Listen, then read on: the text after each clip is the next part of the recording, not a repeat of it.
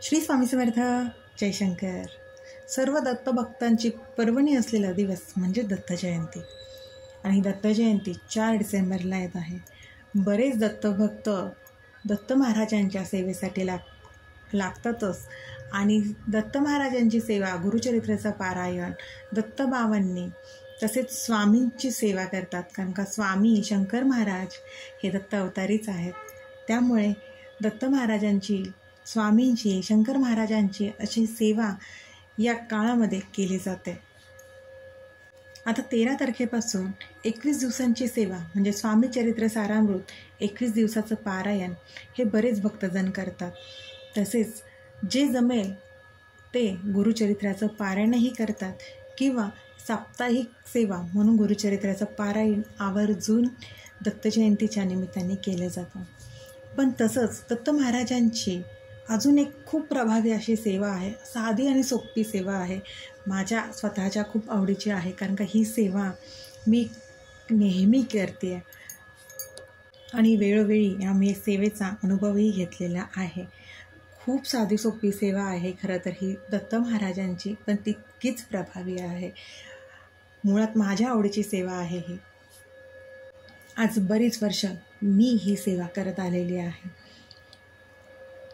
या सेवेचं फळ म्हणजेच दत्त महाराजांच्याच दत्त जयंतीच्या दिवशी माझ्या मुलाचा जन्म झालेला आहे. महाराजांनी तो प्रसाद म्हणून माझ्या आयुष्यात दिलेला आहे.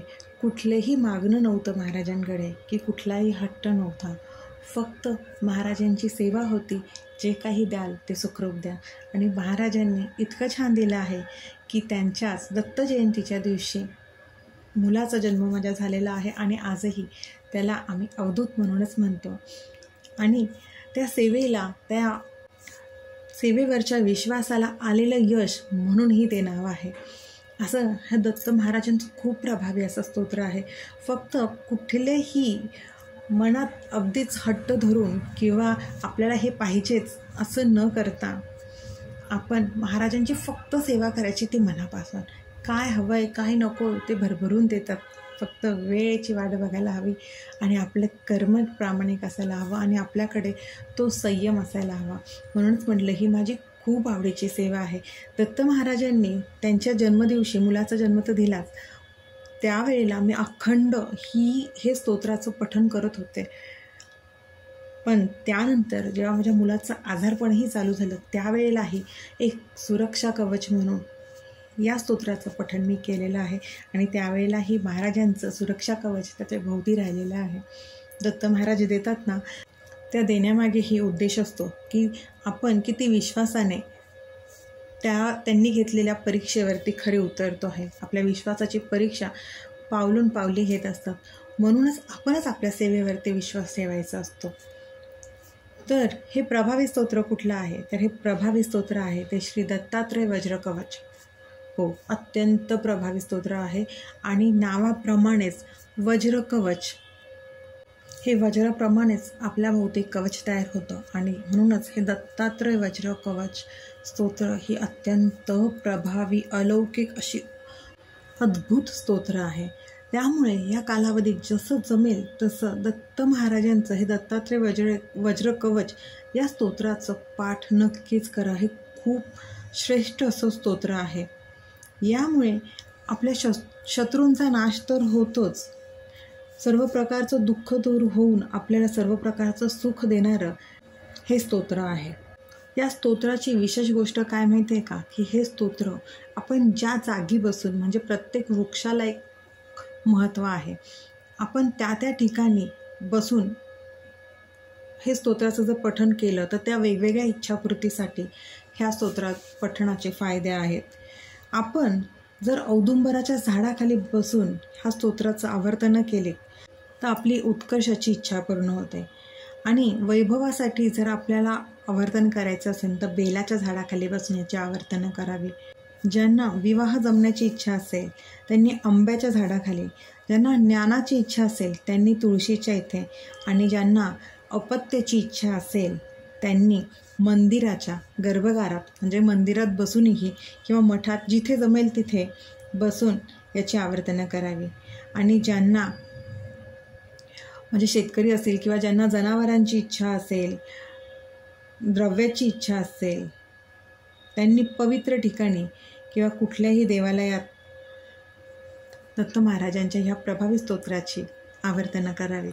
या स्तोत्राच्या पठणाने आजारपण, शत्रुनाश, बाहेरील पीडा, अपत्यप्राप्ती ह्या सगळ्या गोष्टी आपल्याला प्राप्त होतात. आपल्याला दत्त महाराज ह्या सगळ्या गोष्टीतनं बाहेर काढतात.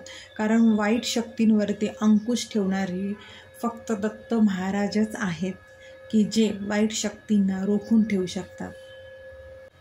आता या सेवेला सुरुवात तुम्हाला वाटेल तेव्हा करा. 21 दिवसांची करा, 11 दिवसांची करा किंवा पूर्ण दत्त जयंतीपर्यंत ज्या दिवशी जमेल त्या दिवसापासून ही सेवा करा किंवा दत्त जयंती झाल्यानंतरही ही सेवा करू शकतात.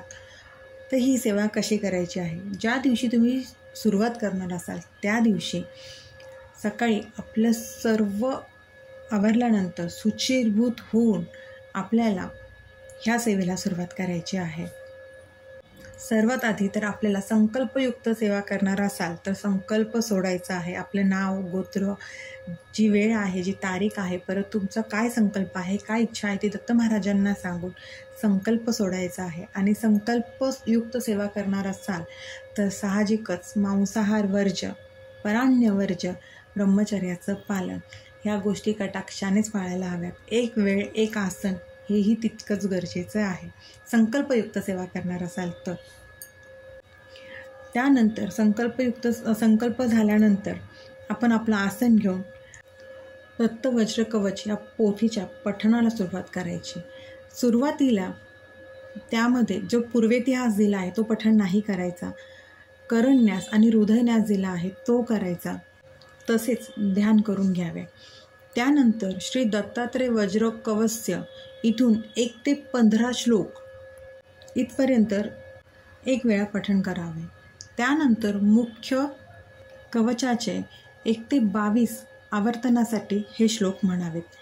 1 ते 22 श्लोक म्हणून झाल्यानंतर दत्तात्रय माला मंत्र हे म्हणावे. हे सर्व म्हणून झाल्यानंतर आपलं एक आवर्तन पूर्ण होतं. आता प्रत्येकाने त्याच्या वेळेनुसार त्याला जमेल तसं, जमेल तितकी आवर्तनं करावी. आपल्याला प्रत्येकाला आपली वेळ माहिती असते, आपली दिनचर्या माहिती असते, आपल्याकडे किती वेळ आहे ते माहिती असतं. त्याप्रमाणे आपण आवर्तनं ठरवून तेवढी आवर्तनं करू शकतो. ज्याला 5 जमत असतील, 11 जमत असतील, 21 जमत असतील, 51 जमत असतील, जितकी जास्त आवर्तनं कराल तितकं चांगलं आहे. पण सध्याचं आपलं आयुष्य इतकं धकाधकीचं आणि पळापळीचं झालेलं आहे की आपल्याकडे खरंच वेळ कमी असतो. पण त्यामुळे आपण सेवा करू शकत नाही का? करू शकतो. आपली सेवा ही मनापासून असली ना की ती आपल्या सद्गुरूंपर्यंत नक्कीच पोहोचते. असं नाही आहे की आपण 101च आवर्तनं करायला हवी आहेत, 51च करायला हवी आहेत. नाही जमत आपल्याला 11 तर करू शकतो, 7 तर करू शकतो. तेवढंही नाही जमत तर मनापासून 1 आवर्तन तर करू शकतोच ना आपण.